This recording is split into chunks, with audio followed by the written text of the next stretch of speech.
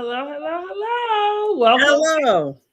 We are back with another review. You got your girl Brandy Janae, and we have Word on the Curb, Miss Angela joining us, and we are going to do a Married to Medicine review. And listen, originally we should have been doing Belle Collective as well.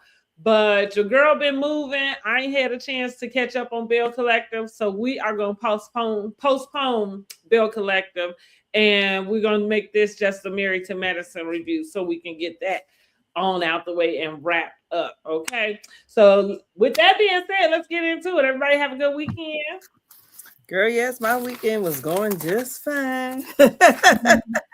Tax time, girl. Right. Yes, Busy, doing busy. yes, staying busy. So we're gonna start out with what is this? Married to Medicine. We're at the Med Gala Payback.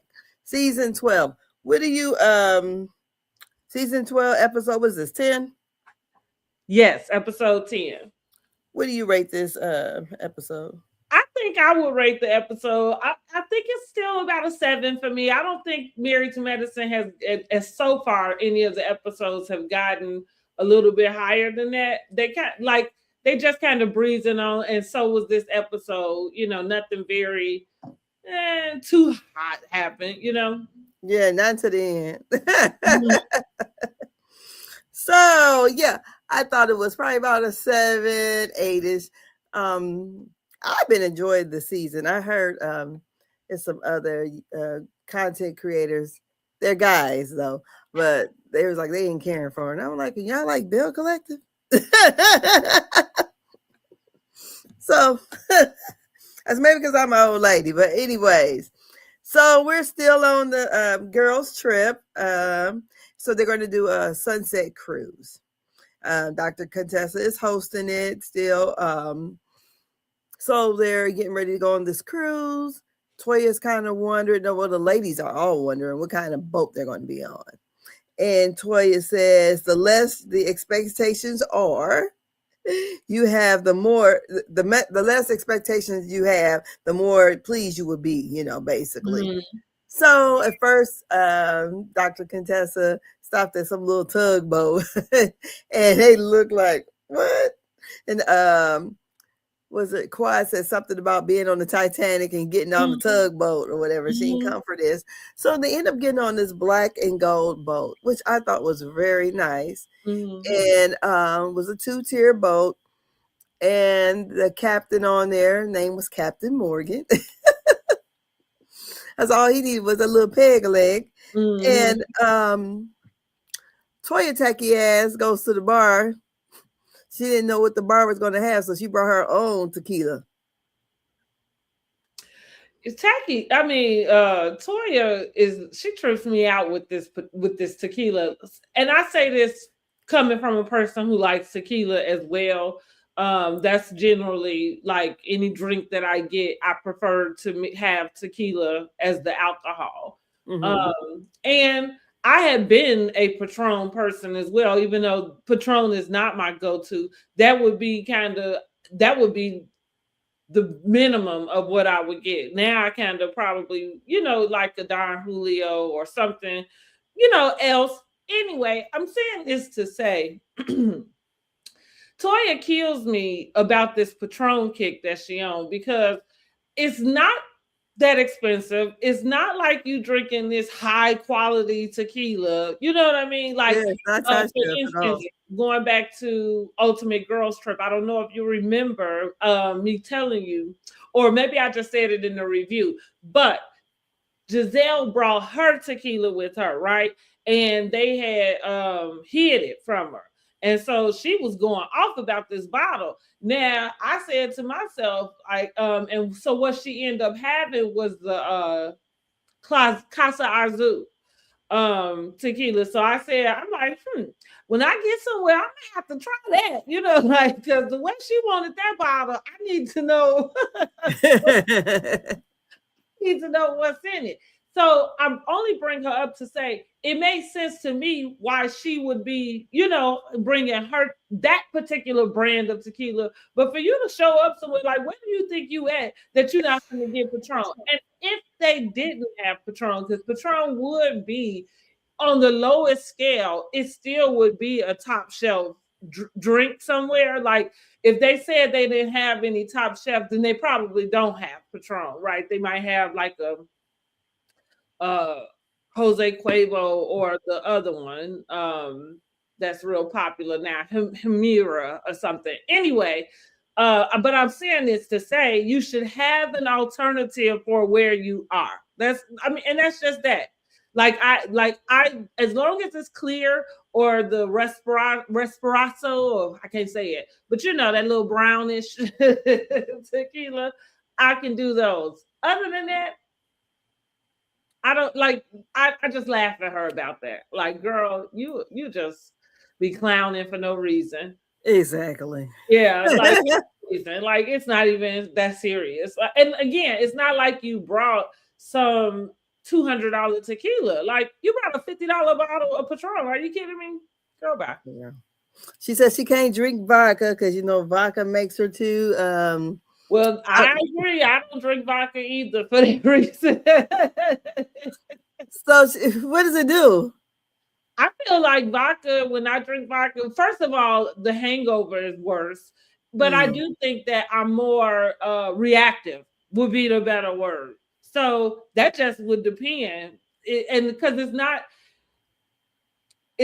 that I'm gonna say it's all like I would always go bad, but I'm saying it would be extreme. So whatever we doing, I think that's the opposite effect on Toya. Seems like that dang or whatever she's drinking make her extreme.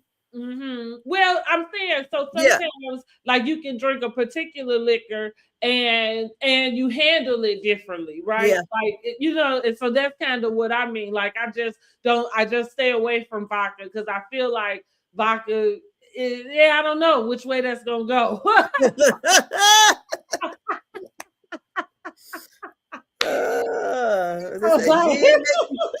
Gin make you sin, brown make you clown. Right, okay.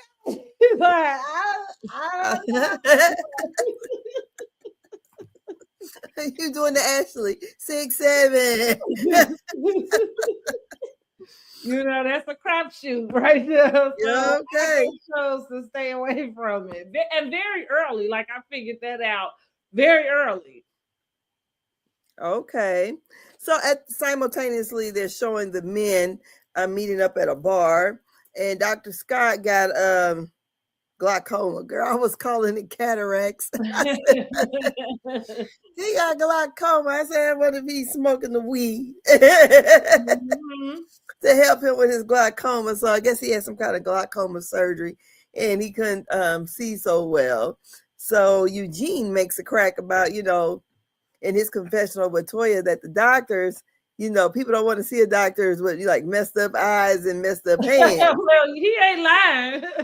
And then Toya said even, like a messed up penis or something. I'm like, well, what you they always do with anything. Exactly. And that's what he said. She said, if he get him something before he go to work, they better off for something. Yeah, you can't be coming in there with Forrest Whitaker eyes.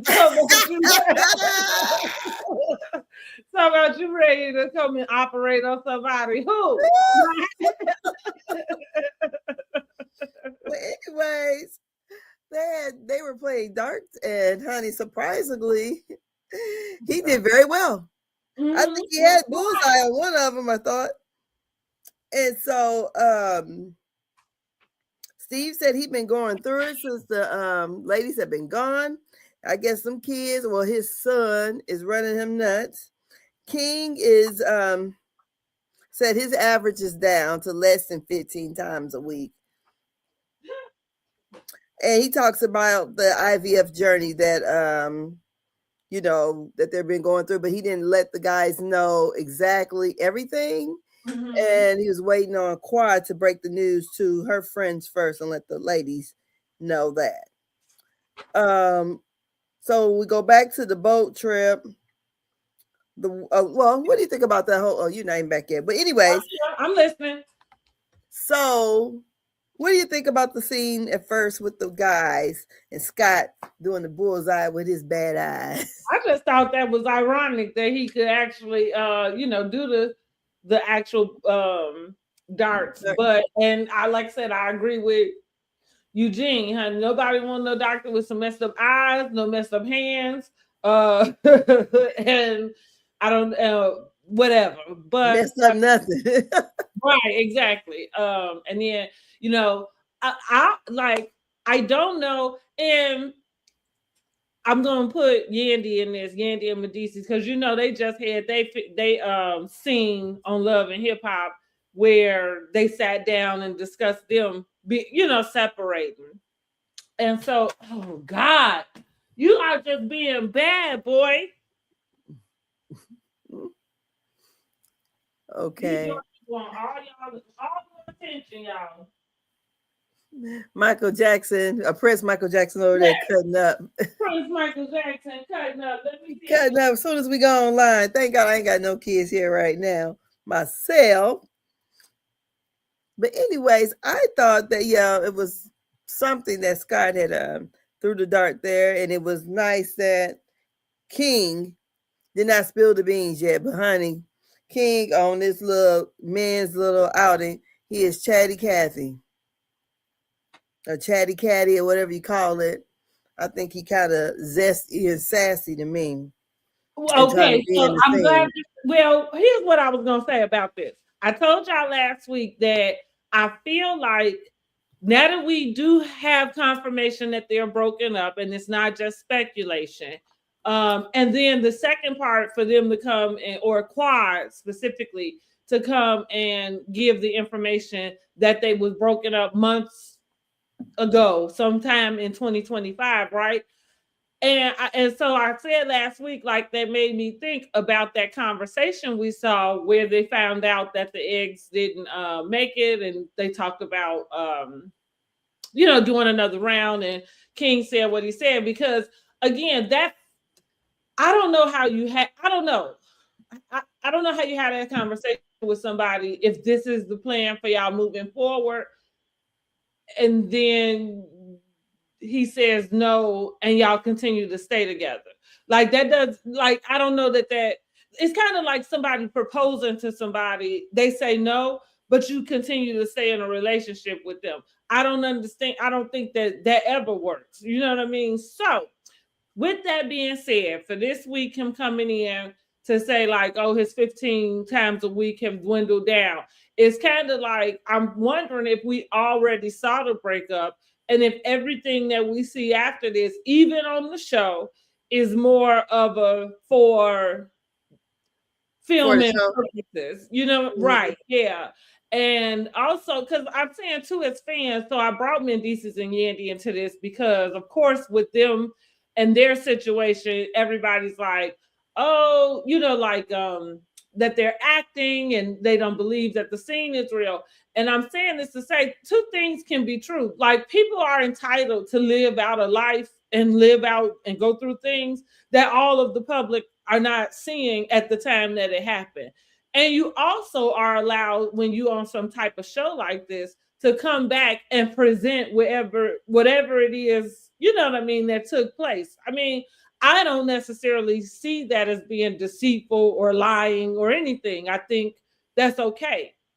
But in Quad and King's case, the question I have is not were they ever together, because I saw some of that type of chatter online. But my more so question is about let me see. Oh, okay, thank you. Let's see. There we go.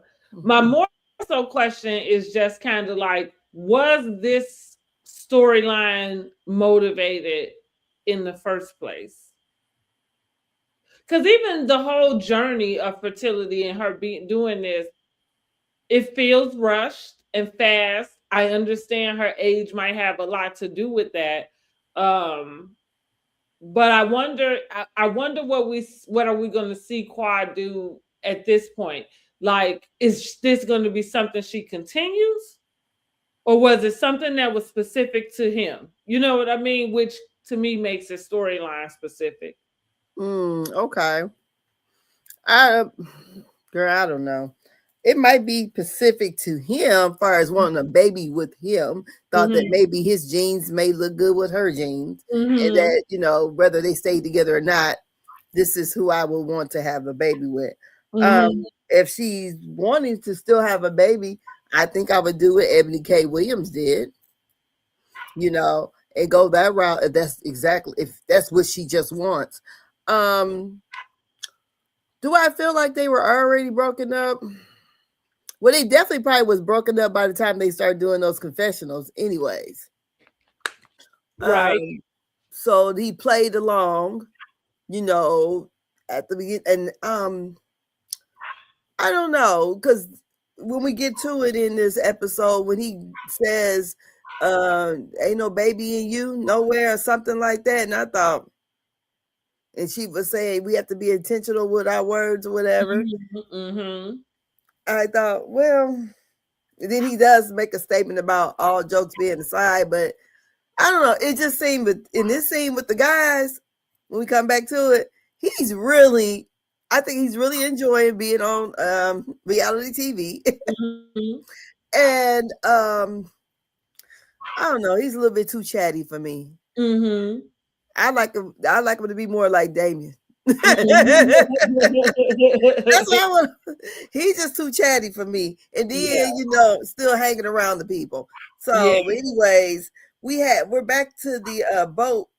We have Contessa talking to just congratulating the ladies and thinking about, how far they made it, and basically everybody's in a good place. Heavily puts a big kiss on on Dr. Simone. Dr. Simone says that was the kiss of the end of the friendship. She is, she's like, she's up and it's stuck. Mm-hmm. And she ain't letting it go. So when they asked her if she was all right with it, she's like, all right with it being on my lips. She was like, they was like, no, are you all right with her? She was like, no. Yeah. That's it, Yeah. basically. So then Quad asked the ladies, can we dance? So what did you think about Dr. Heavenly trying to smooth it over with a kiss? I didn't know what to really think about it. I think that it's just, I think that Dr. Heavenly is doing what she needs to do for television. And she's not realizing that Dr. Simone is speaking from like out of a personal, like I think with reality TV, sometimes the whole thing is like, I think some Heavenly specifically might expect her friends to be okay with certain things to take place on camera because it's for the show, but then off camera be able to like come back from it. And I don't think she realized that this is a decision for Simone that is personal too, not just part of the show, Yeah. But I mean, the scene was a fluffer for me. I didn't, it was just like, oh, okay. Contessa, I thought she did good with the yacht, and yeah. So the ladies are dancing, and Dr. Heavenly got questions about the way that Angel shakes her tail feather. Mm-hmm, mm-hmm, Angel is built. mm-hmm. I will say that she's built. Or I like both. this. I mean, I don't know. What you mean? I don't know. I'll give them if she has surgery or not. It looks nice. So, Yeah, so I don't know what. I feel like this. So I think I'm forever going to. Okay, I'm not against cosmetic surgery. Let's just start there. So everything that I say after that, it doesn't mean that I disagree with anybody getting cosmetic surgery. If there's probably maybe something I might get at some point. However, comma, it might be my age, it might be my generation, it might be the way I grew up, but I am very much more partial to natural bodies, however way those come. And so when it comes to you going down to have some surgery, the expectation is that it should be perfect, right? But So did she? Are you saying she'd had surgery? That's not her I natural would body. believe so. I kind of believe. Now I can't say one way or the other if she had. That would be something she would admit. But to me, and I feel like maybe I go that way because all the girls look the same. Like, see, like that's for me what I like about natural is that every you own what you have. And not to say shape people can have similar shapes. Like we know like the what was it 24 30 the what's the 24, 36. I mean, 36, 24, 36. right, Mm-hmm. so we know like that in our mind. So I'm saying people can strive to achieve those types of measurements, but I like I say I just like more so when a person shows up as like that. Because again, if you're going to get a mommy makeover or something, then you should come out looking like that, but now you got a whole bunch of women that all look the same because you know what I mean, like because they all going to get nipped and tucked. And so I don't know, like she is, don't get me wrong, I'm not trying to hate on the girl. She's a beautiful girl. Her body is nice. I do like I kind of like Portia. I think that's more like I said, if I ever went to the doctor, I'd be asking for Portia's body. Her booty is too big. It's too big. I guess my booty always too big. So I'm like, mine is too big too, but hers is too big. Her back looks sway to me. Yeah, well, now you used to look like that before I lost this weight, but well, I got a big booty, but Portia look like she walk like she's. You know how people walking like they walking and they sticking their butt out. That's what it looks like to me. To her. Yeah, and she ain't. So that's the funny thing. But like I said, I'm not hating on Angel at all. I guess I don't give that many props to a person's body when you the win and laid on somebody's table. And I don't know that to be a fact for sure for her. I just associate her with the group of women I met her with. And so my assumption, because that's what they all have done, is that she has to. That's all. Oh. I mean, just putting it plainly, that's my assumption. So Quiet got hers done too. I don't know. Because like sometimes I'm looking and I'm like, well, you look like you just gained weight. You know what I mean? Like, but I can't tell the difference. But here's the thing: a person could have not had a BBL. Like just because what I'm saying, it doesn't mean that they've had a BBL. They could have just had lipo. Like when people's waists are, and they're not telling you that they're working out to get their waist down that small. Lipo is almost the only way you did it. Because what are you eating? I mean, at the age that you are, I mean, I'm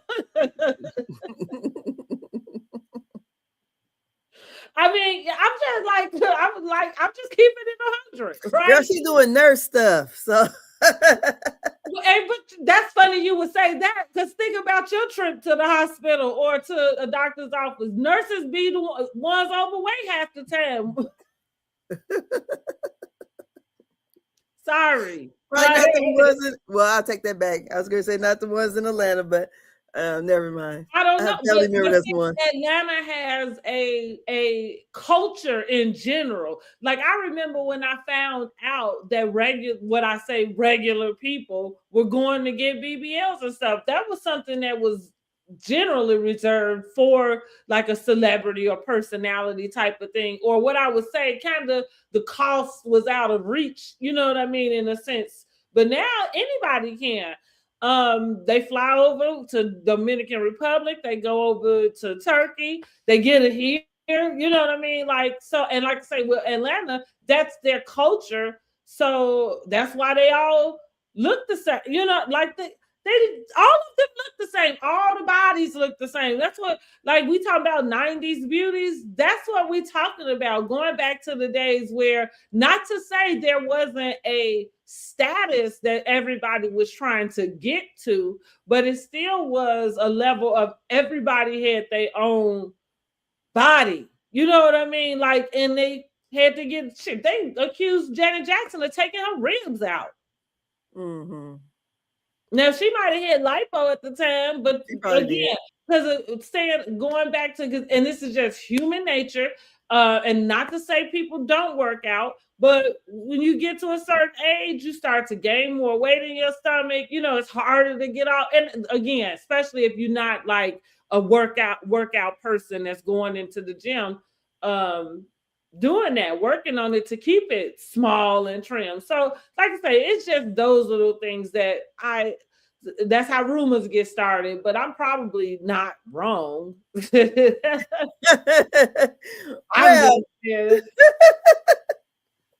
it still look nice. It does. And so, right, because I don't want anybody to assume that I'm hating on the girl. The girl is beautiful, and that she does have a nice body, right? As you, all I'm saying is you should, if you have. They should, but a lot of them don't when they get it done. Stuff don't match to me, and when you can look at it and say, "Oh, that's okay." But you know, it's funny you would say that, because I do think that there's a way where those, like, that kind of is why we need to appreciate natural, going back to natural. I think that there can be natural bodies that look like what you're saying. You know, you think about the people that have them, you know, whatever that is in the front. My mama calls it a hugger. You know, they say, I think well, and I ain't even talking about the fupa. I'm talking about whatever is bigger than that, like look like a whole extra stomach type of deal.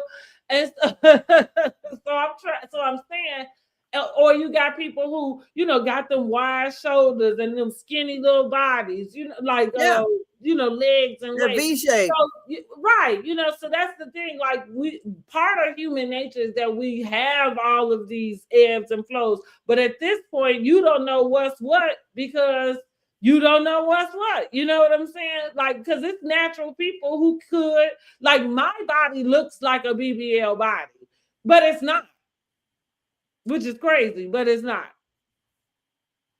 Well, these days they thinking most people who got big booties, and that's where I tend to gain most of my weight in my age. That's right. I can't put my kids in my hips and my butt. All my kids. Oh, Jesus. Mm-hmm.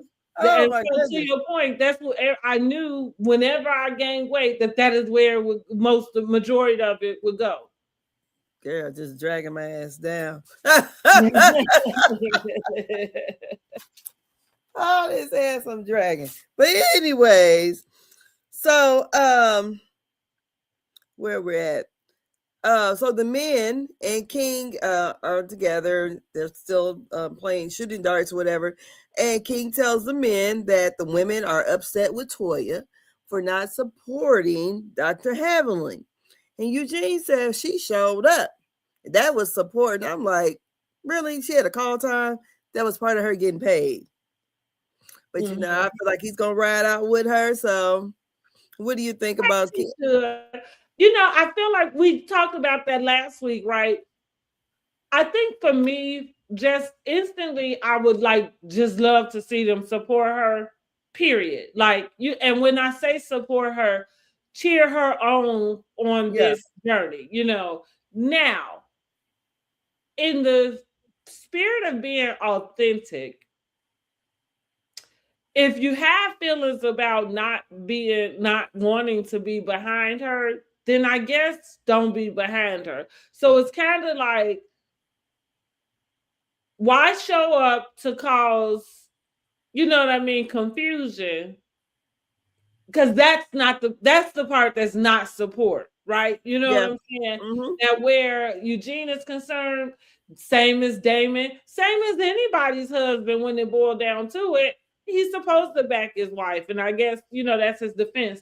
But it was lame for me, because if she went there to go and poke fun at what was happening, then that wasn't being supportive. You there in the wrong capacity, So, and you you know, should stay home. David made his statement. You know, he says Heavenly's going to win everyone over, and whether she choose to support her or not, it's fine with him, basically. So move on. Let's let this go. Whatever. The Dr. Heavenly decides to have a town hall on the boat. Now I don't know what possessed her to do this, but well, she produced it, which that's the reason why they need to remove Dr. Heavenly. Whenever these housewives, especially if it's obvious producing, like I think the way Giselle produces, it's just more messy based, so it doesn't feel so obvious. But Dr. Heavenly swears she one of the producers, honey, and that's when it's time for you to go because you wasn't hired to produce. But go Yes. ahead. So Brandy is the one who asked the question about Dr. Heavenly being on a reality show and all of her antics that she did, and does she, you know, how would she be able to win people over when they see her being messy, being loud, and acting a fool on TV? So Dr. Heavenly basically says, I don't have a felony. I ran businesses. I have a business in that area. I'm a mother. So then Dr. Simone goes, well, I guess anybody who runs a business can run. I can run myself. I wouldn't look up the qualifications that you get, whatever it takes for you to be to run for Congress. You have to be at least 25. Okay. You have to be 25. Nothing in there says that you had to have like so many degrees or whatever. No, you don't.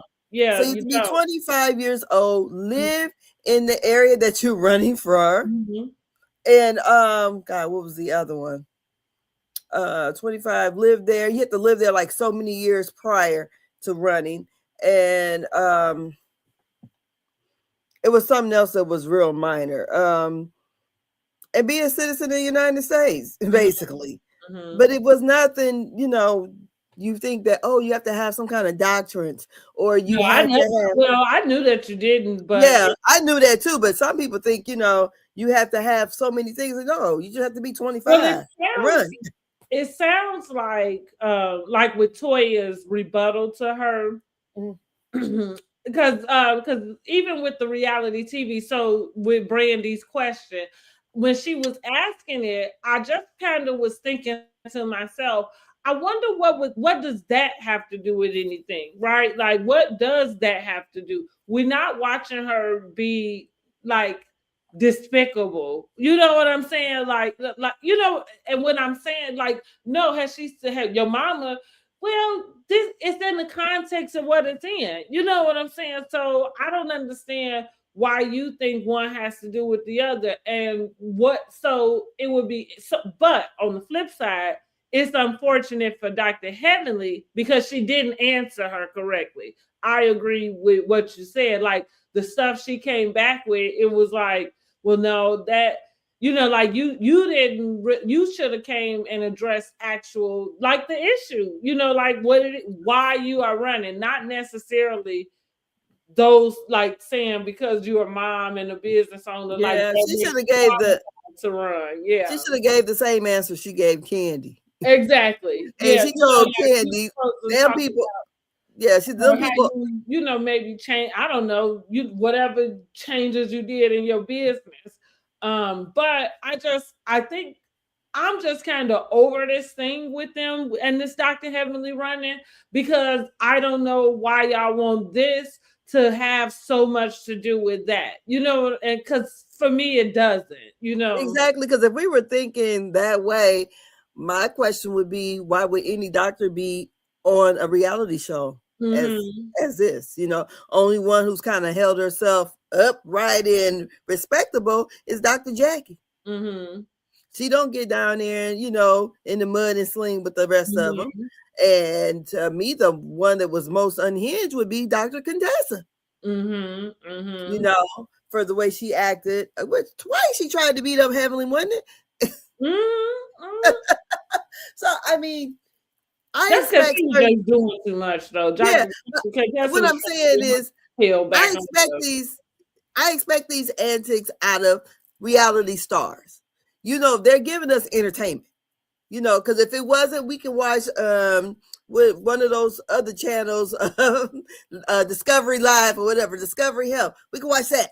So Mm-hmm, this is mm-hmm. supposed to give us some, they're going to be a little bit outlandish and more than what they are in their regular lives. Mm-hmm. So I'm just thinking, oh, and then she said, oh, have we lowered is the bar that low? Because she said, I don't have a felony. Yeah, the bar is that fucking low. The bar is at the ground right now, below Mm-hmm. the ground. Look who the Okay. hell we got in there. Shit. Yeah. Girl, I'm sitting here looking at houses online, being nosy.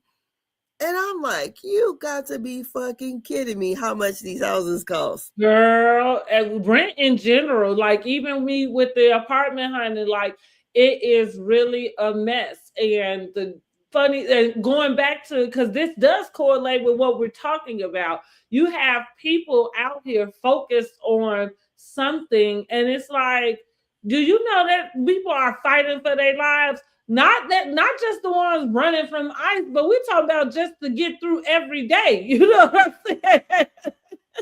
Yeah, and her platform is talking about making things affordable. Yeah, Yes. like yes, like that. It's like we have to stop letting the idea, some of these things in politics be so distracting and distorting and take you away from what your focus needs to be on. You know what I'm saying? I think that we always, our people always are more harder on our people. When Absolutely, they're definitely trying to run for something. We could have a mediocre white absolutely. person But running for something. at the same time, it's real hard. I am the biggest person that will tell, like, if I have conversation with somebody about politics in some way, first of all, I'm not going to have any conversation with a person as if I have the back, like all of the legislator up under my belt, as if Yeah. I sit, you know what I'm saying, in Congress and fight and do that. What I'm going to do is speak from a place of where my passion and where my understanding, where that lies. But I'm not going, and so that's what's interesting with this too, is that, well, she's actually doing something, you know what I mean? And so again, I would love to see them just support that, right? Because that takes a lot in its own self. And maybe she don't have all the right language, but neither do you. Like that's kind of, and one thing about God, like he will qualify the unqualified. So again, it would be nice to see them not be haters, because that's what it looks like to me. It definitely does. That's what it looked like to me. Now, if you don't live in the district she live in, you wouldn't be voting for it anyway. So whether you would vote for her or not is not even important. Why would you sit around and spew out, you know what I mean, like that type of message to have other people who might have the ability to vote for her to not vote for her?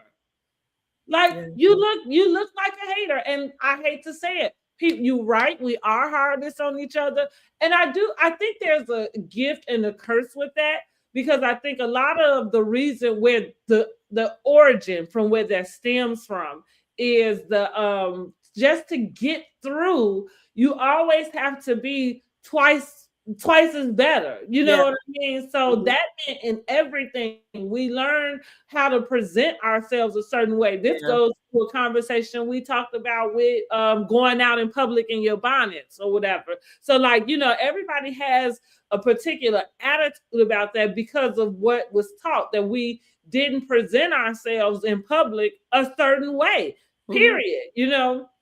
And so I think some of that is where the origin of being hard on each other comes from, right? Having the expectation of, excellence from each Yeah. other. But at the same time, right, you can't be like, it doesn't look good when you are also using that to bring somebody down. If somebody had told Martin Luther King that he wasn't qualified to go and, like march with the people. Yeah. Just saying, like you like all it takes is somebody to take a chance. And if it, what you could find out is what are her goals? What is she, looking for? Y'all not asking her none of that, No. So again, they look like a bunch of haters. Simone included. And Simone is one of my favorites. So Simone is included in that. Now, Dr. Jackie even said she wasn't ready when they asked that question, who was your political mentor?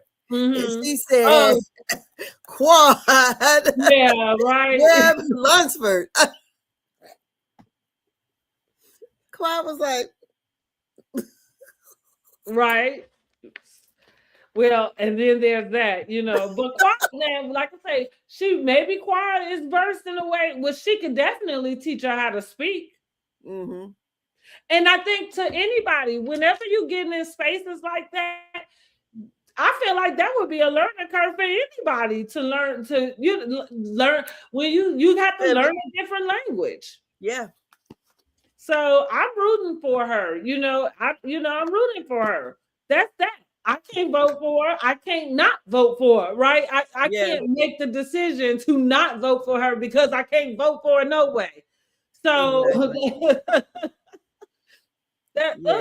so yeah, I'm rooting for her. I think I root for anybody who has the gumption to do that. Yes, that they ain't never done, and then to do something that takes other people along with you too. Yeah, you go, girl. Because we had a little young man here that he was running for city council, and he went to daycare with my kids, and and I was like, oh, look at him. Yeah. And so basically, he didn't win. But, he's a young guy. But like how we ended up with the mayor we got.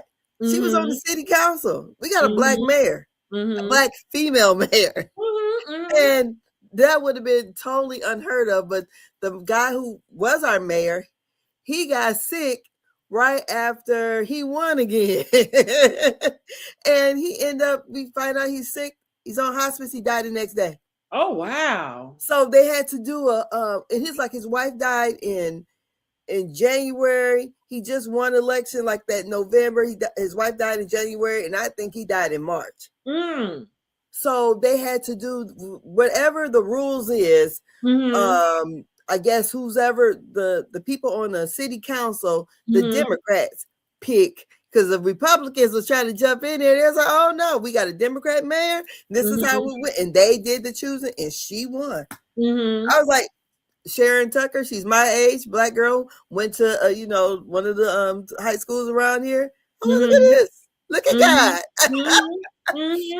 So, but yeah, I think anytime anybody was trying to run for political office and want to do good, want to do something outside of themselves, want to help other people, I think it's great. I really do. And I know some of them are probably, trying to, I hate that they're not supporting her too, because I hate that it's going to come down to it, because right now they're doing the primaries. I hate that they are bashing her. Some of them are. If I didn't have nothing good, I just wouldn't say it. That's what I'm saying. That's what makes you look like a hater, right? Because if you're not able to contribute, and the fact that, like, say, if you don't live in the district anyway, so your opinion really doesn't hold any weight. Yeah. So why would you say something that will pull it? Like you said, just be quiet and let her work what she's got to work. That would be supportive enough. Shut the fuck up. Exactly. Because I'm thinking, wow, because they're having like a lot of rural hospitals that are closing up down there. And her platform is healthcare and everything. And we see the shit. We see how the country is being ran. We see how girl.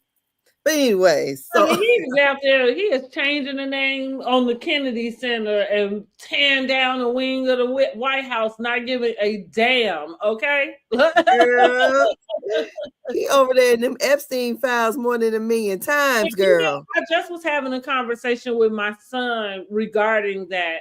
And here I said, this is what I told him, and this is how where I am wholeheartedly.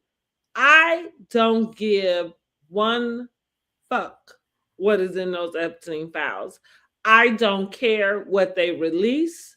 I don't care who was there. Here's why. Why release them now when there's an influx of AI that everybody is using that has become the wave, this new wave, right? So now there's this other layer of what's real, what's true, and what's not. Well, that's why he's pushing AI anyways. I already know that. Yeah, of course. Well, that's exactly what I'm saying. So with that being said, I am not going to give you any of my attention. So I don't give a shit what they put out. Like and going back to what we all need to be focused on, because what does it change? It wouldn't matter what come out in it. What does it change? So well, you see, they didn't arrested Prince Andrews because of that. They should have. Anything that came out of there, they already know. So again, it wouldn't change anything. So if they arrested Prince Andrews, which they already could have, that's why he was already dismissed, demoted from his title anyway, because of FC files there, huh? Yeah, but they didn't have the redacted version of it until they released Somebody did, is my point. And so it's no need in getting caught up in that. For me, that's just the way I see it. Well, all I would say, caught up in it. There's victims that, and when you see that there are smaller kids being victimized, I just said if those files contain a whole bunch of black men in there, it'd be a whole bunch of people arrested right now. Well, I wouldn't disagree with you, but this is the deal. This is, and it wouldn't even matter if it took y'all releasing them to be like going back to what I said. I don't like people like using certain things to invoke a particular emotion out of me. That's what that is to me. That's the same thing, and so I understand things are wrong. We got the whole documentary, his girlfriend locked up in prison, Girl, they act like they decided her in Canada. I don't know. Yeah. All I'm saying is they're giving out information that they already know. So if there was anything that they were going to do about it, you don't need to wait to make it public to do it. You could have done things about it. Everything that they releasing, they've known about. You the one, they just letting you in on it, or whatever it is they want to present to you. So that's going. So again, for me, I am not going to let something I can't even verify as true or false.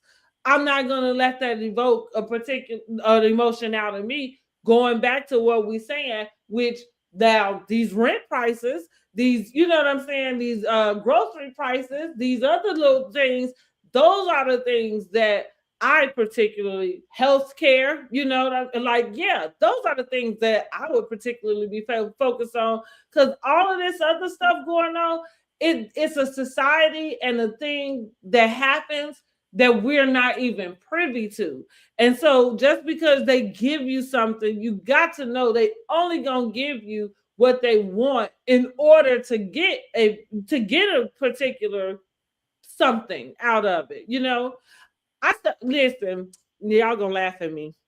I was in the car because Prince Michael Jackson, I was letting him listen to some Michael Jackson songs so he can know, about his namesake. Anyway, Smooth Criminal came on, right? Smooth Criminal is a song that has always been rumored to have been about the Night Stalker, which was a serial killer back in some time frame. As I listened to the song, or as I was singing it, right, and the words was resonating, like even celebrities, I think it's a society of their own. So I think that people are privy to things, whether they say it or not, that the rest of us don't know. So as I'm listening, hey, Annie, are you okay? Are you okay, Annie? I said to myself, I said, Michael Jackson probably wasn't talking about that Night Stalker. He probably was talking about the industry. Like as we began to find out how all of these high-end execs have, utilized their power Yeah. to take advantage of people in certain ways. And somebody as big as Michael Jackson, again, probably has been privy. I'm not even assuming that he's participated, but again, privy to being in the rooms where shit that shouldn't be happening. Hey, like I say, we gotta ask these people, like, are you okay, Annie? Annie, are you okay? Annie, are you okay? Are you okay, Annie? You've been hit by, you've been stuck by, criminal, right? And so just think about those words, right? Because how could you be hit by a smooth criminal? That got to be somebody who done did something criminal and was able to get away with it without nobody knowing. Girl, yeah, y'all stick with now. Listen, I go down some rabbit holes, but I promise I'm gonna make it make sense, right? We done went from the election, voting for Heavenly, to the Epstein file. Right. Eddie, are you okay? See what you get with us? It makes sense, but that's where I listen. So back to Heavenly. I think we get distracted with all kind of other stuff, and like I said, that's not the importance of it. And I just it's always an ugly trait when I see somebody purposely trying to bring somebody else down. Because especially like, since they always say about their businesses and whatever, this would be something that would be about her career. Mm-hmm. And she's not saying don't go to Dr. Simone's OBGYN or GYN. Don't go. She ain't got no business playing up between your legs. Right. No, like her patients say she misdiagnosing, because that would be what would be what you would say about somebody, that she misdiagnosed people, that she ain't catching stuff. Right. Mm-hmm. But like you said, ain't nobody said nothing about your medical care to your patients. No. She called her a fool. And they don't want it. We know that you can't get through medical school. You know what I mean? Now, exactly. One joke we said when I was in medical building was even the person with the lowest score in the class graduated doctor. Yeah. I mean, yes, do that. And when you go meet your doctors, you don't know where they was at in their class. Like, you don't know where they was at the top. You don't know if they was at the bottom. You don't know if they, slid on, just barely made it. But either way, everybody graduated doctor. Mm-hmm. Yes.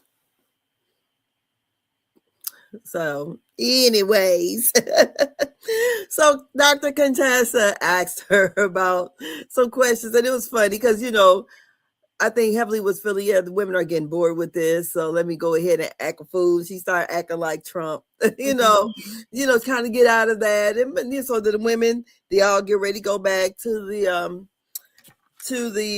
Airbnb, and basically Contessa said the boat ride was calm, and Dr. Simone said, it was calm because we had no real conversations. Yeah. So the attention is still under the rug, is what she said. I feel like that was their own fault, though. I think Brandy asked the wrong question. Let me take it back. I might be being hard on Brandy.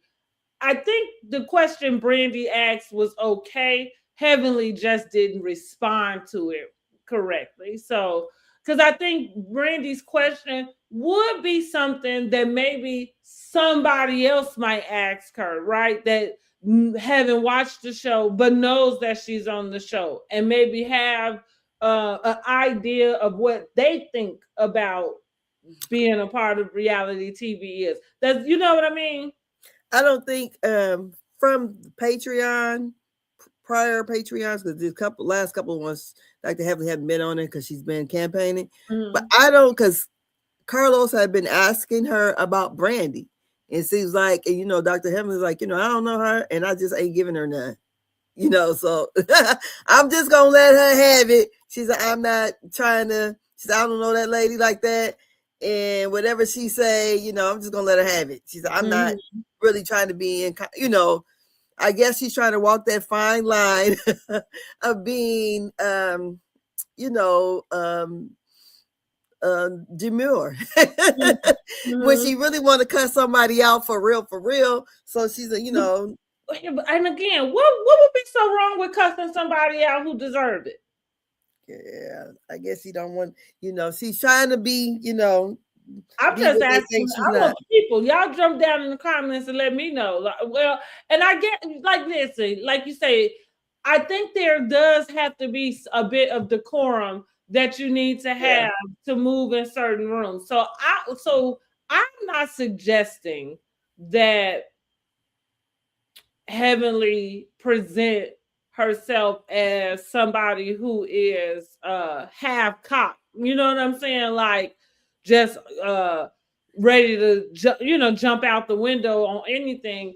But what I'm saying when it comes to these girls, what she is trying to play it close with them because she know what they want to use to tarnish her image. Yeah. But again, that's what I want to ask them though. What is the problem? Like how Jasmine Crockett be talking to them folks up in her stuff. What's the problem with telling somebody off who deserve it? Mm-hmm. In a nice, clean, educated way. What's wrong with that? Now maybe for Dr. Heavenly, when she go to your mama and stuff, that'd be the problem with her because it ain't that.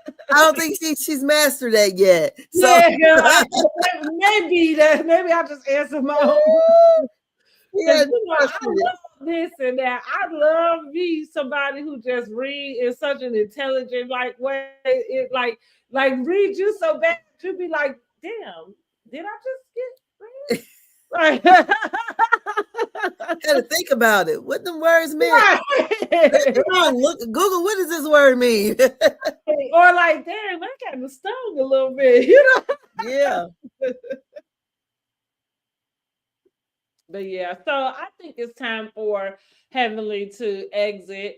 And I think it's time for her to exit, whether she wins this election or not, because hopefully she'll stay in that circle in trying to better that way, I think.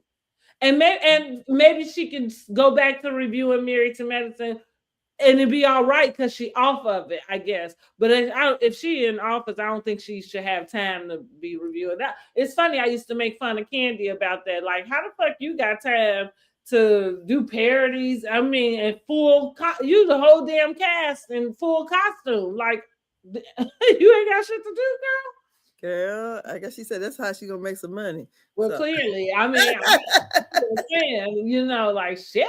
So I got time. And speaking of, because that was the end of this episode, right? Well, they have the next day at the brunch. The brunch, and they're going to leave, and that's when they are talking about the Med Gala. Oh, right. And Toya basically says, hold on, because I was writing two different things. Hold on a second.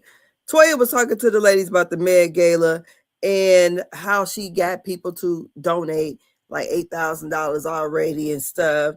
And she was saying like how the women had to come up and pay so much. Dr. Contessa said, if we got 250 people to come, you sold that many tickets, you should be all right. And they said, no, the problem is you need the money up front. And they was like, yeah, that's what you needed. And that's what we asked you. They said the thing of it was before that was their thing. And Dr. Heavenly and Quad said, no, it was always all of our thing. Mm-hmm. That was something we all put together. We're always working, you just did not want to agree. Be a part of it. Mm-hmm. Yes. So she's basically saying, shit, well, I'm over it now. And y'all all need to fall in line.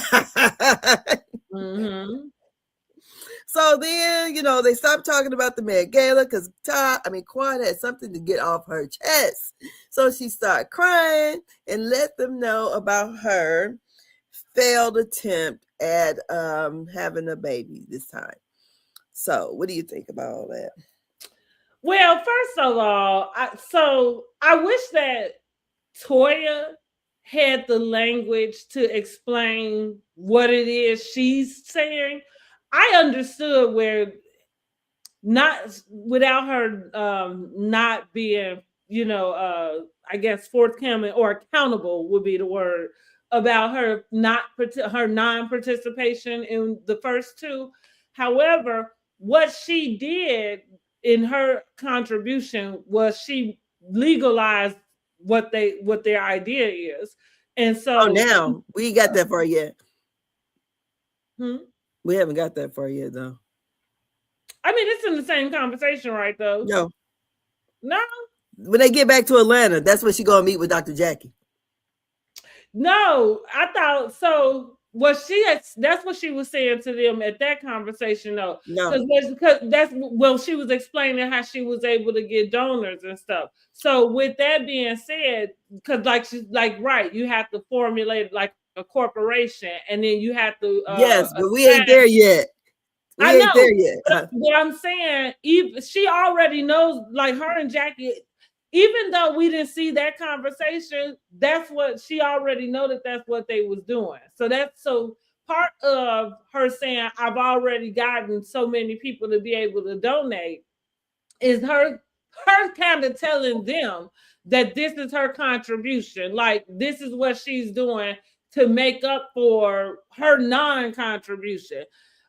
So with that being said, I just like I say, I wish she would have had a better language to be able to at least explain herself. But they been doing having to get other people to donate. Remember, because last year it was Phaedra said that she can get so much Right, money but too. so I'm talking not just using the word donate, because right, but we're talking like actually legalize where you actually you know that doing filing taxes with so because like for instance, when you donate to a charity, generally you supposed to be able to, like they were saying, people businesses looking for write-offs, right? So you Yeah, donate somewhere, but they have to be registered with with something so that you can go back and write that off. So if they had not been, none of those people was able to do anything with the money that they donated. So that's yeah, I'm saying, like you go look, so saying that you donated, that's fine. What she did was just take that and legalize the whole process so that it not only just benefits what your goal is, it'll be like the opportunity that you would give to other people to give them something that they might need to be able to get off. You know what I'm saying? yeah. But she didn't explain that part yet, though. Yeah. Because that's when Heavenly goes fuck off. But anyways, we have Well, Quad. I thought it was interesting that they had not had that formulated already. True. Yes, I You thought know, they had. because when she started to say that, that's what I thought. I was like, they didn't do that. Like for me, I thought that was already done. You know I what I thought, yeah, mean? because I thought it was. Remember when Phaedra wrote out that check, it was made to Doctor's check, Jackie's another thing, and I thought it was like to like cancer It something. wasn't Med Gala though. It was No. to Jackie's thing. Yeah. Yes. Uh-huh. So basically Quad gets it out and the women are getting ready to go. So sorry. Let me pause and let me get in there about Quad. Quad is so fucking dramatic. That is what I first thought about. It's so hard for me to have empathy when I think somebody is manipulating my emotion. I don't know. It felt out of place. it I don't did. know. It just I think maybe they edited that badly because it just They had to, because it felt out of like where like y'all sitting up here talking about the Met Gala and she's sitting in the corner feeling some type of way about these babies. Like that don't even make sense. Like how did this even come up? So yeah, well, if they edited badly, then po quad, because they continue to edit you as this over dramatic person, and that's coming from somebody, because I'm pretty dramatic my damn self. I don't hate I don't hate dramatics, but I don't like dramatics that are manipulating people's emotions. So I felt that way at the time. I thought it was inappropriate. I didn't understand why she picked that moment. Do you think production wanted her to say it then? That's what it seemed. That's what it looked like. Like somebody shot it, said, gave her a note in the ear. She just blurted it out. Like,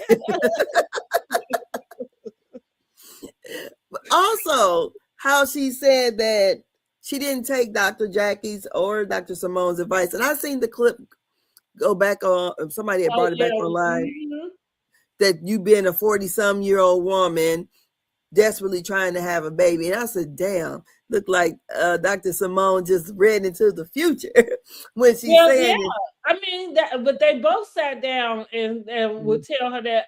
That's what I'm saying. Like, it's so interesting to have, excuse me, been somebody that's watched her through this, you know? Mm-hmm. And so that's why I'm saying, like, remember I said to you, like, I actually had really determined that she didn't want kids, but wouldn't verbalize that, because people get kind of mangled, you know what I'm saying, about that. So it was because that was the impression I was getting from everything that was taking place, because they talked to her about that multiple times, you know what I mean? Like, and they GYNs, you know what I mean? Like, it's not like you sitting down with your girlfriend and she's like me, just some regular, you know what I'm saying? Like, whatever her job is, and she's just giving you some advice. You talking to doctors who test women and have to sit down with women, you know what I'm saying, every day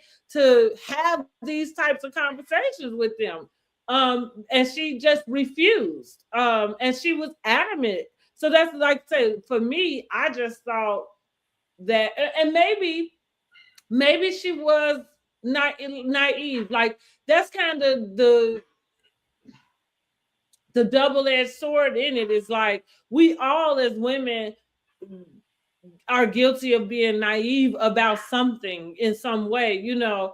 But at the same time, with this kid thing, it's like, that's why I'm wondering, I'm interested, like, is it that she wants to be a mom? Because I think that if she wants to be a mom, then we're going to see her kind of, like you said, do what the Ebony K. Williams route looks like. However, like I brought up, her going through this fertility in the first place. Does that look like going back to Ghana? Or are you going to find, like, maybe you call Ebony K. Williams and find out who she used, or maybe maybe she better use Dr. Jackie's discount and stay with Dr. Jackie. Or that, you know what I mean? Like, but that's what I mean. Like, what does that really look like? Does that mean you still continue in what feels like the hardest route to get into that? You know, I wouldn't be going to Ghana for nothing. I think they was pulling her leg all the way. You paying all that damn money. They knew those eggs weren't fucking viable in the first place. Dang. Motherfuckers was scrambled. She done had them 40-some damn years. But and so to your point, with her having to get that out too, that all felt performative. Yes. Because I don't know, like, where did that come from? Why is that sitting in your mind? And I get, maybe it is sitting in her mind just because it would be something like, I know you told me, you know, like, whoa, and now here I am. But I just have a hard time believing her with this. I really do. I hate to say this because I know how important it is to some women about being moms, but I do think that, not that she doesn't want to be a mom, but I do think that this was more about story. Yeah. I also think too that in the, you know, when they were doing all that, talking to her about, you know, fertility issues or whatever, I think she probably just thought, it's not going to happen to me, you know, because a lot of times when you're young, you think about that shit. I have a baby, you know, I can have one, I want to have one, you know, until you can't have one. And so a lot of people, I think that way. I can have a baby until they can't get one. And now she's seeing that, okay, if you really wanted one, it might be, so if she really wants a kid, she might just go ahead and adopt. Yeah, I think I like you say, I think that's the naive part of it also. Mm-hmm. And then too, we have to at least give space for the evolution of things. Like there, like sometimes like that was during a time where freezing your eggs, it like people looked at it differently. You know what I mean? Even these fertility, like today, it's so popular that now that everybody talks about it, everybody, and everybody uses it as an option. But I remember back around that time, The right? test tube Like, babies. yeah, and it was taboo. Nobody Yes. really wanted to say that they had, or even when it came to surrogates, right? Nobody It's wanted just like to. Mariah Carey. She didn't use her own eggs. Mm-hmm. I But, didn't then- know and that. but for me, that's something that I didn't know because, to your point, that's not something that seems like she is like open about. I had no Oh, idea. she was open about it, and because her eggs were not viable, so Mm-hmm. she had used donated eggs Mm-hmm. and Nick sperm. Okay. I And said see, them but kids that don't, is like that. So that's, and again, she carried them. and so that would be another route for quad. So again, it would be interesting to see what the next step looked like, right? Like for her, and I would just be interested to see that. I'm okay with her. With people are entitled to change their minds. You know Yeah. what I mean? Like I'm not saying just because she said it this year and did all this that she got to stick to it. But what I am saying is, you're not going to use this to try to evoke an emotion out of me when I kind of already see it one way as far as I'm concerned.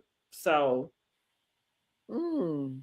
yeah, I mean, Girl, but they got King speaking somewhere, girl. I gotta watch this episode. okay. But yeah, He's but good speaking. luck to her, however way that Yes. comes out. Good luck to her. Oh, she said, "That's my Mhm. man right there, girl. I gotta play this back. I'm recording it." Okay. But yeah, I don't know. I have two cousins that were not able to conceive. So I mean, well, they did conceive, but ended up in miscarriages. They didn't have children. One cousin adopted, and when she adopted, they adopted children. Like the marriage was over with. Mm. So that was the end of that. But then one other cousin just never, I guess it never worked out for her. So, Mhm. And so that's the thing too, with like going back to Quad and King, and at the point and now they're broken up. Like what people really don't realize, or at least put enough thought into, and any of this, none of this stuff will you ever know till you get there. You know what I'm saying? Like mhm. you said, like she thought wouldn't be her. Like I said on the last live. Well, most of us, I think all girls probably thought they couldn't have kids until they had one, like because when you ain't never experienced something, you just feel like you can't, you know what I'm saying? So with that, like I'm okay with that level of her having the naiveness. Wait, I lost my thought. So where was I going? Oh, her and King. But I Yeah, was saying like them jumping into that, like not taking into account the strain that not just the process of doing that to get to the baby, but then the actual baby. yeah. Y'all jet setting, going out, night clubbing, like real talk, even at the age that Quad is there, you don't live the life of a mom. No, she's out there. Like, and I'm not saying that your baby can't go everywhere you go, but I'm just saying that's not a life for a kid. You know what I mean? For a baby. Hmm. So, like I am a huge believer in preparing for like what you want, what you praying for it, prepping for it, not just in that aspect, but like I said, your lifestyle does not invite a child. Not to me. I probably have more of a lifestyle to have another kid around here. Like, Well, I don't know. Maybe, girl, honey, I don't know because we only seeing what we see. yeah, So good luck. yep. Good luck. That's all And we so got for. we're back to Atlanta. And Steve is so happy to see Mimi. So his help is here. And Cecil and Dr. Simone are going to have cocktails and talk about this trip they just had. Toya and Dr. Jackie meet to talk about the Med Gala and setting up the foundation, the website, and saying that the fees for each lady would be $2,500. It's like the $2,500 they expected her to pay in the years prior. Mm-hmm. Dr. Jackie is letting her know that she's having a photo shoot with the scrubs. This is clinic to cocktails. And also they talk about the different positions that they have to have for the foundation. And then here comes Toya wants to put down that her and Dr. Jackie are the founders of this foundation. Dr. Jackie said, oh, that ain't gonna work. No, you want them women to participate, and they have participated all these other years, and we're gonna say we are the founders of Med Gala. That's not gonna work. Mm-hmm. So she was saying that that her position to be CFO, Dr. Jackie be CEO, and they have Dr. Heavenly being some kind of marketing something. They were gonna make Quad the secretary because she said she Now only that had was funny. I don't know why they didn't make Toya the secretary. because she wanted to be CFO. Right. She don't want that look done. She figured she did all the leg work. So Well, one thing about it, my uncle said this, and it was funny. I say it's kind of true. He like most of the time, whenever you in some sort of organizations like that, you really don't want to be the one in charge of the money because if something go down with that thing, you the one going down with it. So exactly, I remember I used to be the treasurer of our mm-hmm. Afro American club when I was in high school. Girls, some money got. Mm-hmm. I'm not going to my job and working and to put money back in. Y'all better figure out what the fuck happened to this money because look, I just counted it and I give it away. It's not like I was making any drops nowhere. Right. But anyway, so we have the scene with Quad and King, and they're eating fish, and somehow I don't know why he got the baby fork. Who gave the baby fork to him? And he's like, "What am I supposed to do with this?" She said, "Well, have a baby, make a baby or something, feed a baby or something." And he goes, "There's nothing baby about you." And I'm like, I don't think I like him. Because this is already something hard that from what we see, that this is something she wants to do and it's not happening. So he goes on to ask her what happened at the girls' trip. And she wouldn't get into it quick enough. He said, look, where's the good part at? I'm bored. I almost done eating my food. You ain't got to the good part. And she was like, what would you what you want me to say? Basically. And she said, well, I told them about my IVF journey that failed. And he said, oh, so you was crying a river. I don't know.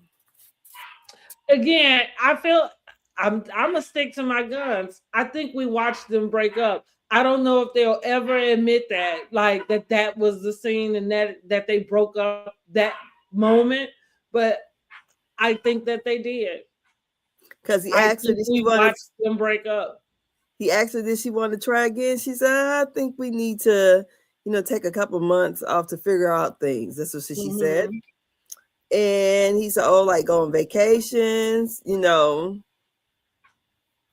I just thought, oh, it was, that scene was a little bit hard to watch a little bit. Because, yeah, it did seem like right after that, they had to break up or either, look, you can talk like this to me. And she told him, we have to be intentional of the words we say. He said, well, I don't agree. That's why I said I think they bro. I think that was something, or maybe they were still in this like try to make it work phase, or clearly there was a disconnect between them. And for me, they couldn't have been together because you didn't turn around and sleep with that man after you know what I'm saying that. Like so, I don't. Yeah, I'm almost certain that even at that table, they was broken up already. Well, but on this episode here, you got to see it. I don't know. I don't, but you know what, too? I don't know if these things are filmed in order, how they put it together, so Yeah, we don't if they know. Yeah. shown to you, yeah, in like in actual chrono, and Yeah. that's the reason why we don't know what time of usually, unless it's like a holiday or something, we generally don't know what date it is that they doing stuff. And I feel like it's for that reason, so that they can just make a show and that it doesn't have to fall in any chronological type of timing. Which that's what's funny about the Mm, public because they forget that too, you know. yeah. So now we're at the photo shoot with Derek Blanks and Dr. Jackie's scrub line called Dues. And we have Quad, Dr. Heavenly, Toya, and Contessa. Dr. Simone is on call, so she's not there. The newbies are not invited. So, um, Dr. Contessa, when she wears the scrub, she looks very nice. I mean, and that's what Dr. Heavenly said. I can understand why they want the models to be tall and slim because it looked Mhm. really good on her. I thought out of all of them, I thought she looked the best in it. Mhm. Toya said the scrubs is like weave. Everybody is getting coming out with a line now. Quad says that she's a natural in front of the Toya is a hater. who Toya. girl. Yeah, Toya is a hater. Because, first of all, how many restaurants sell hamburgers? Like, shut the F up, number one. But the second thing is, it's not like Jackie's not a doctor who wears scrubs every day. Like it literally fits right in line with what she doing. So it makes sense to me she would have a scrub line. yeah. Girl, she's a hater. Because Go. I'm telling you, if this show ends today, what is her other line of I money don't coming know. in? Maybe Instagram. Maybe she get got him. She'll be posting for brands and stuff like the rest of us, I guess. Girl, oh, okay. After this, I tell you about some stuff. Okay, but anyways, um, Quad also says that Toya is rhythmless nation, and Heavenly should be a trash bag model because she's always got that stink face going on. Mhm. So Toya wants to talk to the ladies about the Med Gala again, about the $2,500. And Quad was like, well, who didn't pay their $2,500 before? And she said, but I'm the host now, so things are different, and y'all need to fall in line. She also apologizes. And Quad says, not so quick, basically. Maybe we should, let you do your own thing and we can pick back up next year. So, because Quad says she doesn't feel supportive right now. Toya says they need to stop living in the past. So she was talking about getting a corporation and getting corporate sponsors, and that she and Jackie was CEO and she was CFO. Dr. Heavenly was like, what? Don't give the bitch the checkbook that can't pay her taxes, is what Dr. Heavenly said. And she was saying that, yeah, Quiet, we want you to be secretary. Quiet said Mhm. she was already somebody's loving secretary. And she ain't about to be one for them. So Heavenly, was like, no, it's the way y'all presented this to us. We were supposed to have a meeting and everybody can, say what positions they want to be, especially being the fact that she ain't participating in did shit the last 2 years. So and then Heavenly just goes and tell Toya exactly what the fuck Jackie said, that she was a horrible person to work with. She was unprofessional, and well, she was difficult to work with, and she was very unprofessional. Jackie said, "I didn't say that." Dr. Heavenly said, "Yes, you did."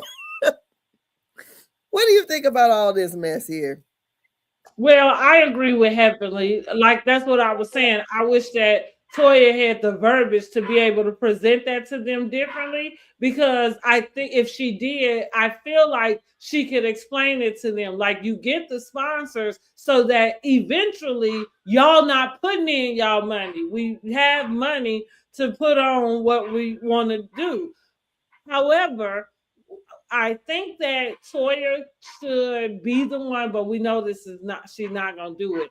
But if I was Toya, I would come in with some humility, and I would say, well, I'm going to put in, you know, double to make up for when I didn't, right? As a I'm sorry, as a let's make it whole, let's make everybody whole, and that will reduce what they need to bring on this cut, right? I think that would be the smoothest transition. That's the way you keep everybody at least feeling whole. Because I do think there is a sense of unfairness where even though you're presenting this, it's kind of like you got out. Because so if they had two other ones, everybody out of 5,000, and now it's about to be 7,500. Where you come in, you only coming out your 225. So that don't feel like Yeah, everybody has the same skin in the game. So and exactly, because when Dr. Jackie, because Dr. Heavily stepped in last year, and Dr. Jackie, they came out between the two of them almost $20,000. Mm-hmm. So, and that's probably what rubbed Dr. Heavenly so fucking wrong. Like, bitch, Mm-hmm. you want to come in and put your little $2,500 in now and say you the CFO? Yeah. No. So, and Toya is a selfish person. And I do agree with Dr. Heavenly, like about if she got tax issues, maybe she shouldn't be the one handling money. Now because she is the one that presented and is switching this over, she probably should have some title that represents that, but it probably shouldn't be the CFO. Secretary. I already said I don't know why on the board. Yeah. Whatever the other positions are. Mm-hmm. Yeah. No, nice try. I don't think so. Toya just seems very selfish to me. That's all it is. And she's a hater. Yes, because she think that they hating on you, but all you got is a Hermes purse. Like, girl, you are shallow. That's what it is. She is shallow. And the fact that they only gave her, Dr. Jackie put her in charge of it because she had so much mouth about it, but didn't contribute at all. So she thought that to put her in charge this year, it would be to pay her a lesson, to teach her a lesson, rather. I'm not sure what the lesson is supposed to be. But she sees that she needs other what the process is. But again, the lesson doesn't work if she don't know it's supposed to be a lesson, and if y'all don't figure out what that means, like what is the lesson that she should contribute? Because again, that's what I'm saying. Like, I think if she wanted to be at least communicable with everybody, I would have come in and said, like, I'm already gonna give what what I didn't give the last 2 years, so that can reduce what everybody else gave this year, and we are gonna step it up. Like woo. Now because not only are you making up for what you missed out on, now you're also presenting, something that is leveling it up, making it better, giving an upgrade. Mm-hmm. I didn't know Candy was gonna be on Watch What Happened Live. Oh yeah, I did see her announce that. I mean, so speaking of that, what do you think about this stuff going on with their divorce? Girl, Todd needs to move. He You needs to move. that's fine. Well, so I just think that because I feel like how many divorces do we have to see before you start to pick up on is certain stuff that happen because it's part of the process, you know? So I feel like maybe he should have already been in the guest house. Because Oh, I he's been in the guest house. no, He been I thought they moved his stuff out the main house to the guest house. yes. He hadn't moved out the main house. Well, she had her cousins move it out for him. Right, that's what I'm saying. She moved his stuff out the main house, so he was all. So you saying he was already in the guest house? He just hadn't moved his stuff out. No, I'm saying I think she moved him out back in July. Mm-hmm. I think when she found out about Miss Helen. Mm-hmm. That's what it seems like from what I understood. It wasn't when she filed for divorce because she said that they had been separated for a while. Mm-hmm. And he'd been over there. Now, if he's not going to contribute to any of the bills over there, I don't get that part. Hmm. Not that he's supposed to be at home. He's not the kids are not babies. They're in school. Plus they have a nanny. I don't understand why he's not contributing to anything. Well, I'm not gonna try to take up for Todd because that's not what my stance about it. But what I am gonna say is, it's it's an interesting place to be in because whatever dynamic that they've been dealing with where the kids are concerned, I mean, that's the dynamic. And it's unfortunate that for some time, Candy has been taking on a lot of projects and different things that whatever we want to say about the primary caregiver and what that looks like. I mean, if you on Broadway and you over here, and you on tour for half the world, like it's clear that you're not the one at home with your kid. And not saying that there's not a nanny that's doing that, but what I am He saying, just had what's it, October? He just had his "Don't Bring Your Man to Atlanta" play. And in she, Atlanta, that's in yeah, Atlanta. yeah, but she's only been gone since December. Well, you're talking about Broadway right now that she happens to be doing right now. I'm speaking about the throughout The the tour, duration. yes. So I'm Yeah, saying, somebody got to make the yeah, money. and so that's what I'm speaking about, the dynamic that's already been created. And so I think that what I'm saying is so unfortunate is that he's able to use that to his advantage, which sucks on her end. We'll go all the way back to when she was deciding to do the surrogacy with Blaze. She had first of all, Riley, the one said she didn't think they needed another baby because you're not able to be here, is what she told her. They do, and I remember having the opinion at that point with her about that baby. At the time, I thought that, like, I don't ever understand why when a person gets the one thing they want, why they have to go and do, you know what I mean? Like, Okay, so I guess my thing would be, and probably theirs was, then what do they do with it? Just let it. Now, see, I don't know, because by that not belonging to me, I don't know the emotion that's attached with that.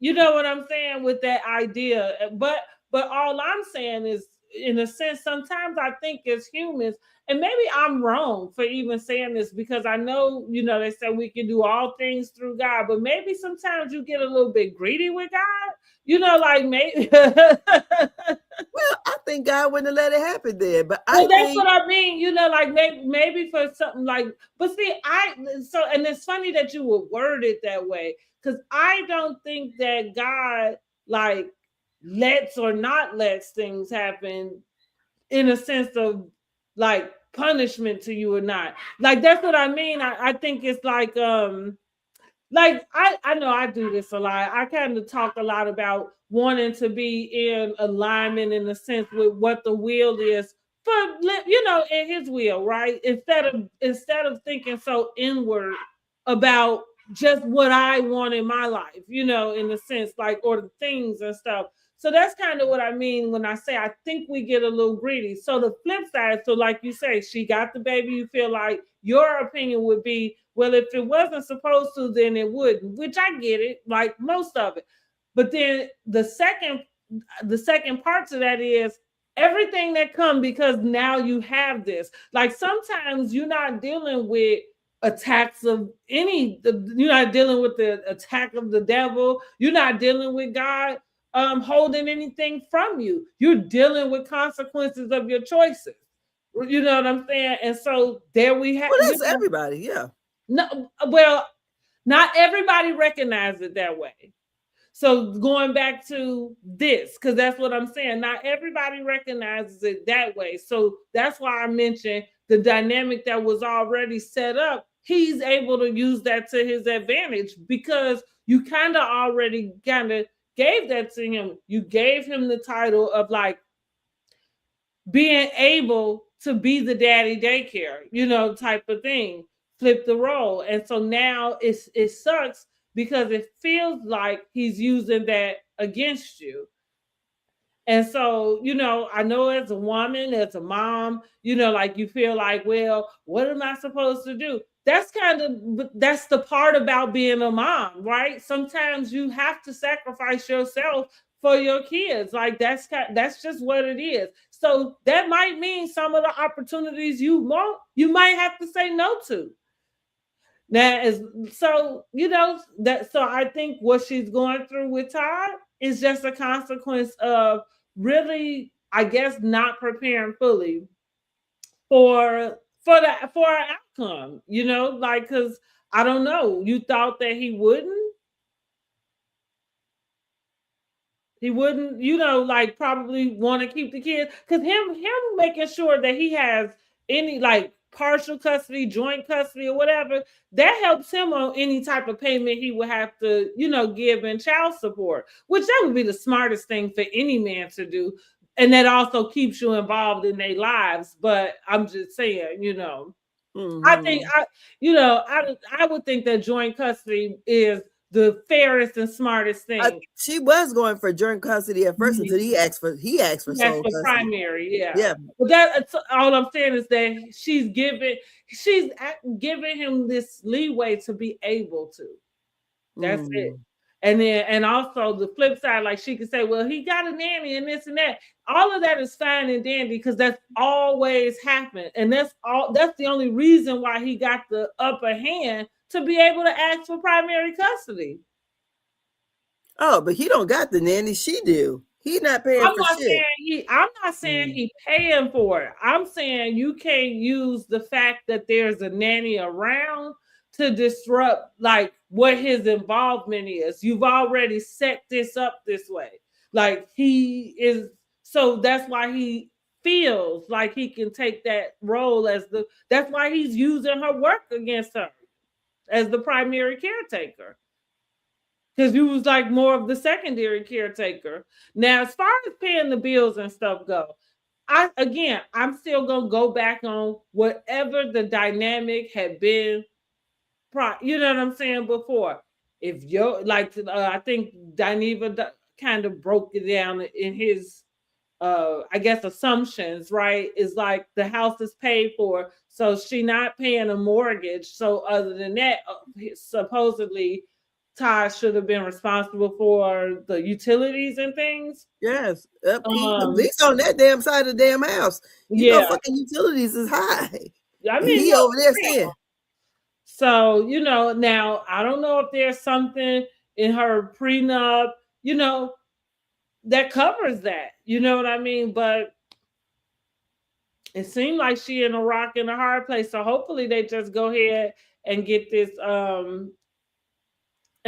divorce taken care of. I feel like I said, joint custody is the most fairest thing. So hopefully they just get it down to that. I don't think it's right for Todd to be asking for primary custody, but I'm saying I understand why he is.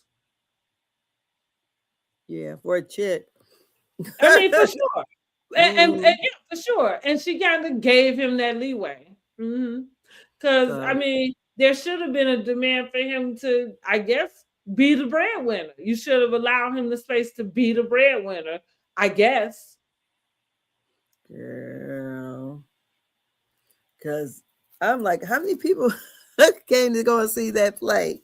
Don't bring your man. Oh, no, it wasn't a play. It was a movie, wasn't it? Yeah, I think it was like a. And she was out there helping them promote it. And next thing Mhm. we know, she's filing for divorce. Honey, they probably was talking about Yandy and Mendices because, honey, that's what it seemed like happened to them. Honey, they moved to Atlanta. The next thing you know, we already know they weren't ever legally married, but they sure are broken up. And I'm really sad for their little family. I like Yandy. I like Mendices. I've watched their whole little journey on Love and Hip Hop. I like their family. And They have so children together. I don't know anything about the children. Okay. Oh yes, they got Mendices had two other children prior to Yandy, and then two with Yandy, a girl and a boy. Oh, okay. And then Yandy help raise the two children prior to, like, one of the little boys' name is Little Mendices. So we all met Little Mendices on Love and Marriage Hip Hop. Love and Marriage Hip Hop. Lord, I done been y'all know what I'm talking about. Love it.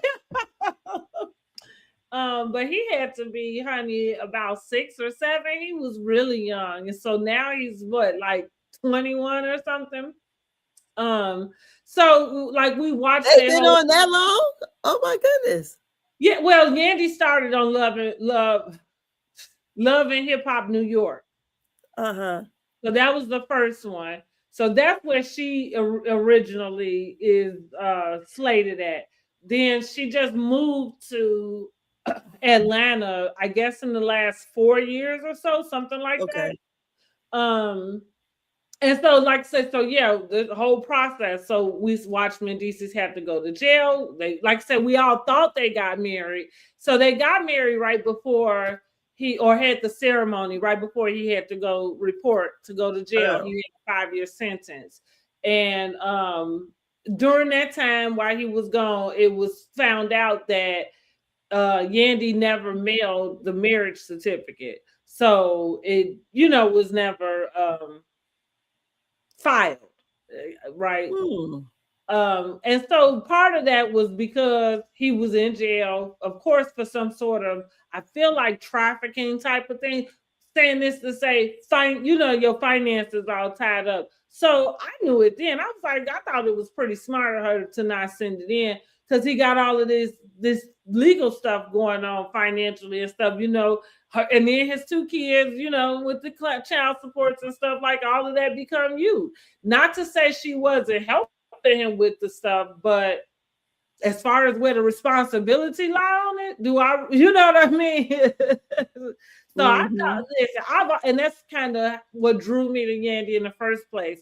So she was Jim Jones' manager, so that's how her introduction into the New York cast, because it started with Chrissy and Jim Jones. So I just always was drawn to her because it felt like she was smart. I liked her thought process. Looked like she was a pretty decent businesswoman, And so again, I understood exactly why she didn't mail in the license, and I thought she was pretty smart for it. However, when he got out and they had like a recommitment, I guess for some reason, maybe many of us thought that they would have done, sent it in at that time. But no, so pretty much they've been living like common law, husband and wife. And so now, there was some rumors about her and some guy, and then it's him with the voice notes. And then they already had rumors about him being out and about all over Atlanta. Then the little thing with Tamar didn't really help that, whatever that was going on, because the other rumors were already out. So I'm guessing, not for nothing, that's what I'm saying, they probably have been doing their own thing separately for some time, like, but not really introducing it to us. So now, and so now with that last episode, they kind of formulated this scene to which they sat down with each other to yeah, just say that they, like that it wasn't working out and that it looked like they had to, go their separate ways. And it was just really, they both seemed very emotional. Shit, I was crying for them a little bit myself because it was sad. Oh, It was sad to see, but it's yeah.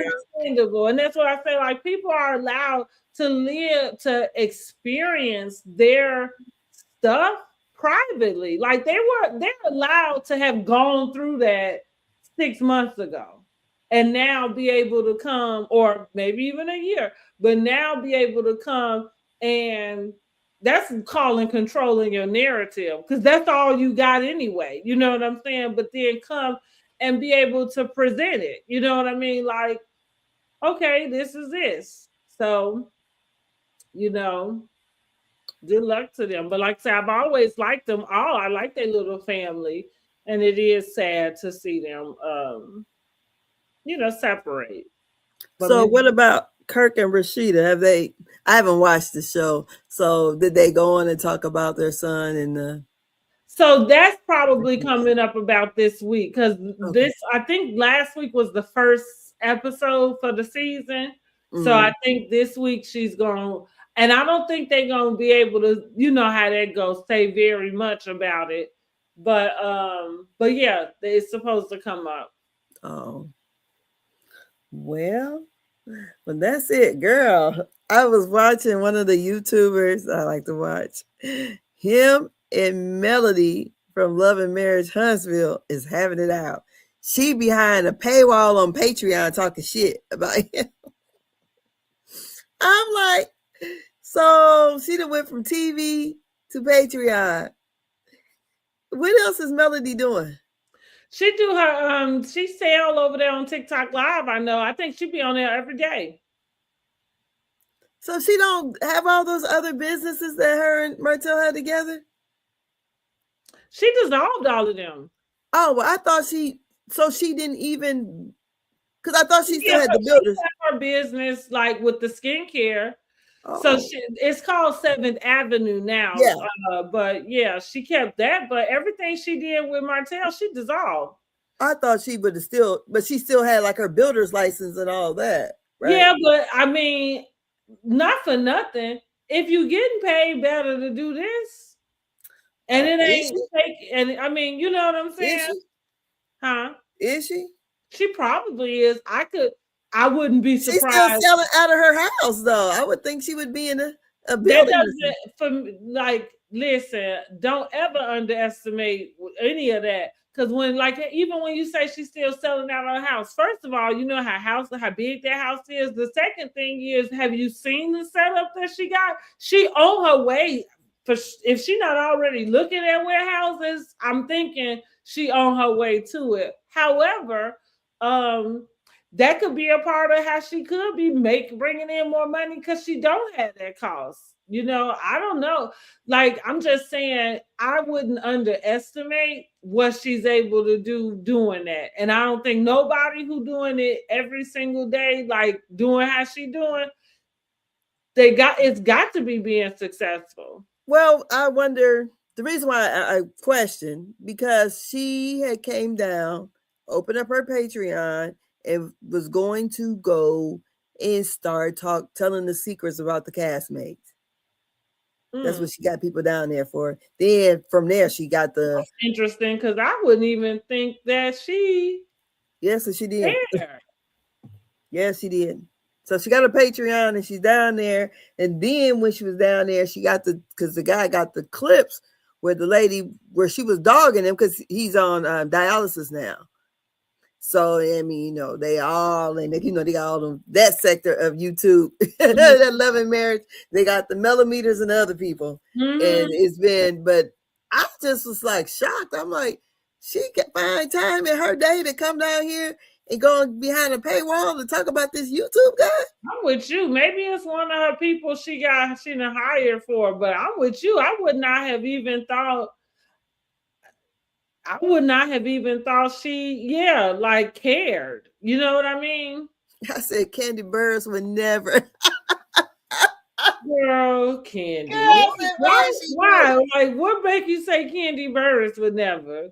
would never go behind a paywall to come down here? If I got all these good things going Candy on, Burris would never speak up for herself anyway. no, but to go and to get or not. a lowly person on YouTube. I mean, not he lowly, but he got like maybe 30,000 subscribers, but he's not a big YouTuber. And for you to go down there to talk about this man, I just thought he's not a public figure like you are. Yeah. So for you to go and do this on Patreon, to me, it made no sense. Yeah, I thought Seventh Avenue was supposed to be so great. But she's down there. She said people was jealous because she got 700 subscribers. Or order the body oil because I love body oil. As a matter of fact, I've been testing out making my own, but girl, that shit high, and it was a no for me. You and I'm not paying $70 for no body oil. Girl, bye. Yeah, it was high. Yeah, because I bought some of the Stormy stuff. And that bought that signature, the perfume, and it it smelled okay. I have not bought any. It was $100 stuff that's new. The only thing that I have used was the hair products. I used the canvas. I like the body glazes, but I don't think, and that's probably why I didn't. Cause it's nothing specific to her. I just don't. I like to say I like body oils, but for me, smells is something.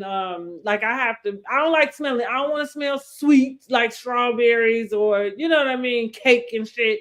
I like. I like smelling like like I don't know, like.